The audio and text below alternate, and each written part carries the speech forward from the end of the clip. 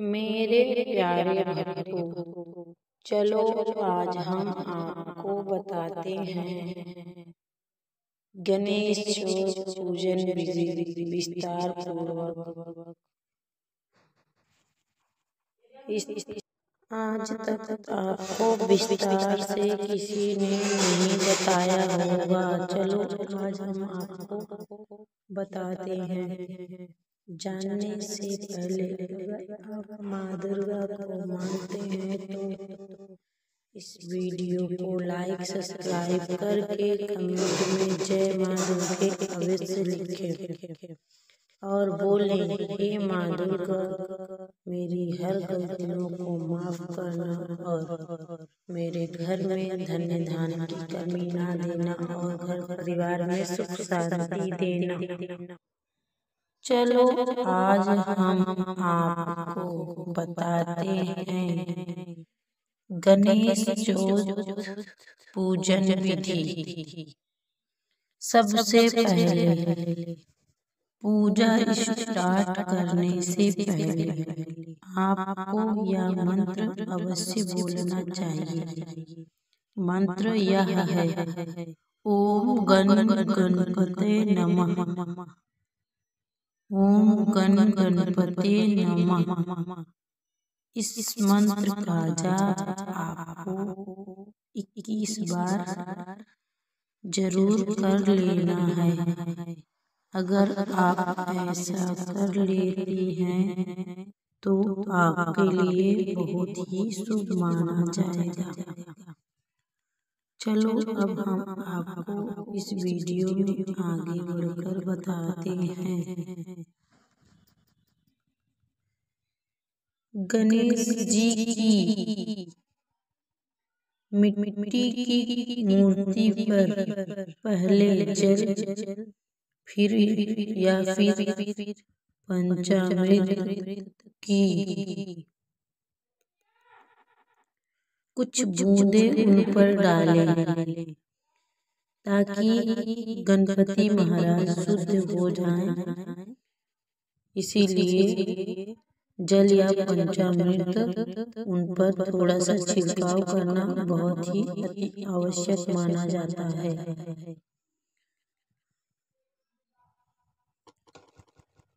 फिर गणपति जी को शुद्ध जल छिड़कने के बाद अगर धातु की मूर्ति हो तो अभिषेक करें और मूर्ति पर मौली और फिर जनेऊ चढ़ाएं।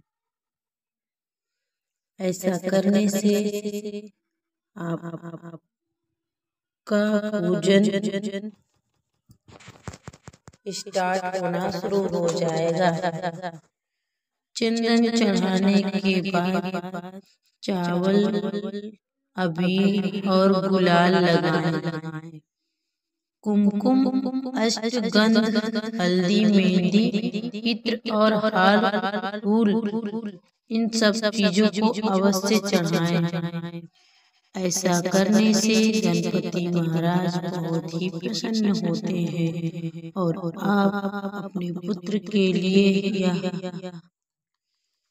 उनके लंबी आयु के लिए यह व्रत रखी हैं। तो अगर गणपति महाराज का आप विस्तार पूर्वक पूजन करती हैं तो गणपति महाराज आपके पुत्र की दीर्घ आयु कर देंगे। और जब आप इत्र और हार फूल चढ़ा लेती हैं उसके बाद गुड़ चढ़ाकर धूप दीप अगरबत्ती अवश्य जलाएं। और बताया गया है कि गणपति महाराज को मोदक बहुत पसंद है, इसलिए गणपति जी को मोदक का भोग लगाएं। और अगर आपके घर में हो सकता है तो आप गणपति जी को सूखा मेवा भी चढ़ा सकते हैं। और अगर आपके घर में अन्न धन की कमी नहीं है, पैसों की कमी नहीं है, तो आप मिठाई ले सकते हैं। आपके पास अगर हो सकता है तो एक मिठाई लें या फिर 2-4 मील का मिठाई ले लें, उसके साथ पंचामृत बना लें। और मोदक तो अवश्य होना चाहिए। अगर मोदक है तो समझ लीजिए वो गणपति महाराज का सबसे प्रिय भोग है। लड्डू भी गणपति महाराज को अति प्रिय है, इसलिए लड्डू का भोग अवश्य लगाएं। और उनको पूजा विधि विधान से करें, एकदम जितना मैंने बताया है सब कुछ करें। उसके बाद एक तांबे के लोटा ले लें और उसमें गंगा जल भर कर उसमें एक सिक्का डाल ले, 5 का या फिर 1 रुपए का सिक्का डाल ले। तो जहाँ आपने गणपति महाराज का आसन बनाया है, वहाँ गणपति महाराज को स्थापित करेंगे पहले। फिर उसके बाद गणपति महाराज के सामने थोड़े चावल की अक्षत रखकर उस पर तांबे के लोटा को रखकर उसमें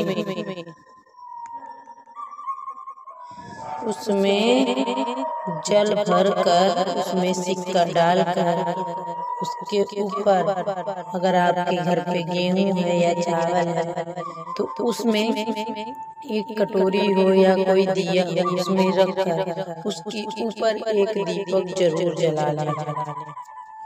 ऐसा करने से बहुत ही शुभ माना जाता है। और फिर गणपति जी की पूजा स्टार्ट करें। सबसे पहले गणपति महाराज को सामने एक साफ सुथरा कोई आसन आप अपने लिए रख लें, जिस पे आप बैठेंगी। या कोई साफ कपड़ा हो, गंदा कपड़ा ना हो, वो पानी से ही धुला हो लेकिन धुला होना चाहिए। उसको धुल के उसके बाद वहाँ पे बिछा कर फिर उसके ऊपर आप बैठें। और आपको ध्यान रखना है कि आप सुबह सूर्योदय से पहले स्नान करके उसके बाद एक बारी सुबह पहले गणपति महाराज के नाम का एक बारी सुबह में पूजन कर लेना है। फिर शाम को चंद्र निकलने से पहले उनका पूजन स्टार्ट करना है। और आप अगर आपको पीरियड प्रॉब्लम है, अगर पीरियड आया है तो आप भूल कर भी वहाँ ना बैठे। आपको किसी और से पूजा करवाना है। अगर आप चाहते हैं कि आपके पुत्र की दीर्घ आयु हो तो इस बात को अवश्य ध्यान दें।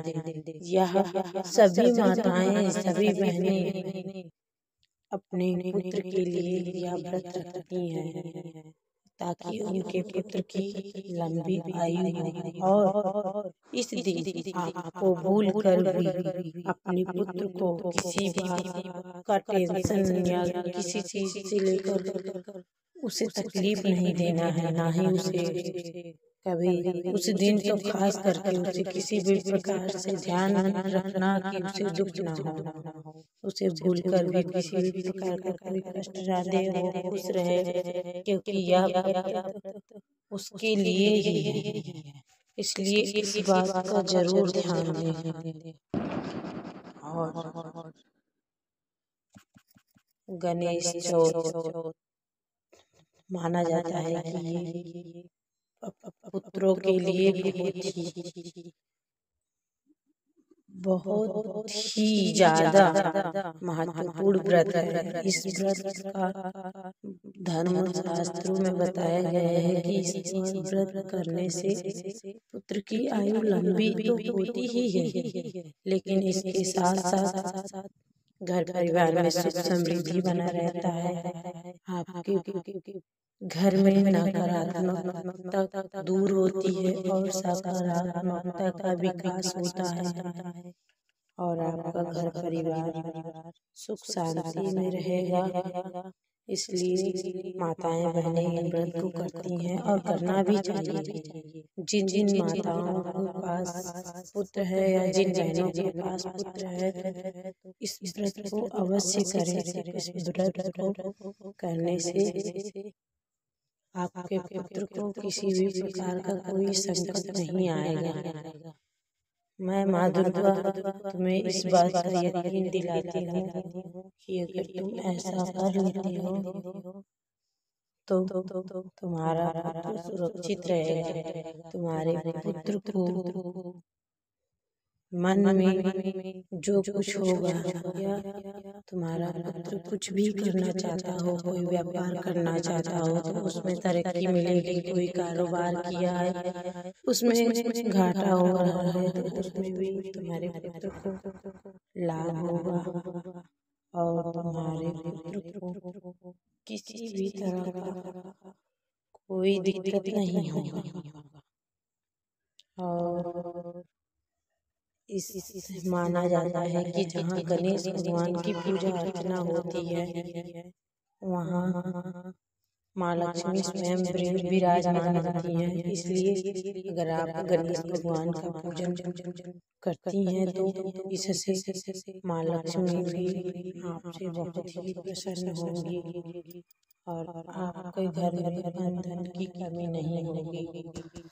और आप चाहती हैं कि गणेश भगवान को प्रसन्न करना तो इस बात का अवश्य ध्यान रखें कि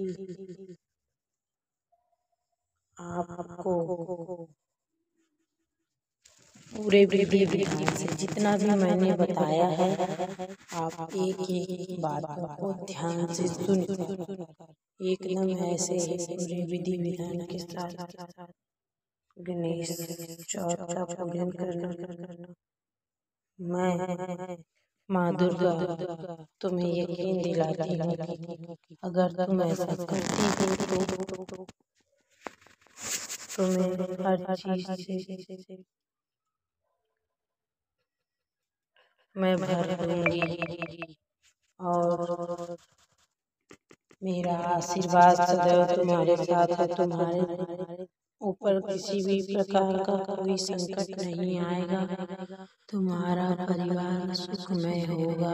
तुम्हारे परिवार के ऊपर आने वाली सभी बलाएं को सो दूर कर दूंगी मैं। हे पुत्री, अगर तुम गणेश चौथ कि जितनी विधि मैंने बताई है उतना पूर्ण करोगे। उसके साथ साथ तुम्हें इन बातों का भी ध्यान रखना होगा कि तुम्हें इस दिन अपने पति से दूर रहना है। अगर तुम चाहती हो कि तुम्हारे पुत्र की आयु लंबी हो तो तुम अपने पति से दूर रहना। इस दिन संभोग करने से बचना और इस दिन अगर तुम्हारा पीरियड आ जाता है तो भूल कर भी पूजा में ना बैठना, नहीं तो भगवान गणेश तुमसे हो सकते हैं क्रोधित और तुम्हें इसका भारी भुगतान करना पड़ सकता है। इसीलिए इन बातों को जरूर ध्यान में रखना और अपने घर परिवार में किसी भी तरह का कलह कलेश मत करना। ये दिन घर में सुख शांति बनाए रखना, यही आपके लिए बहुत ही अच्छा होगा और रहना भी चाहिए। ये गणेश चौथ के दिन ही नहीं बल्कि हर दिन आपको खुश रहना चाहिए, आपके परिवार को खुश रहना चाहिए। पुराणों में बताया गया है कि जिस घर में सुख शांति रहता है या जिस घर में झगड़ा नहीं होता है, जिस घर में कलेश नहीं होता है, उस घर में माँ लक्ष्मी स्वयं आती है और उस घर से बहुत ही प्रसन्न रहती है। माँ लक्ष्मी भी उसी के घर जाती है, जिसके घर में, जिसके परिवार में सुख समृद्धि होता है, परिवार सुखमय होता है, परिवार में कोई टकरार नहीं होता है। और माँ लक्ष्मी उसी के घर जाती है जिसके घर में साफ सफाई होता है और झाड़ू का कद्र होता है। कहा जाता है कि झाड़ू भी माँ लक्ष्मी का स्वरूप माना जाता है, इसलिए झाड़ू को भी बहुत हिफाजत से और अच्छे से रखें। अगर वीडियो अच्छा लगा हो तो चैनल को लाइक करके सब्सक्राइब जरूर कर लेना और कमेंट में लिखना, हे माँ दुर्गे मेरे परिवार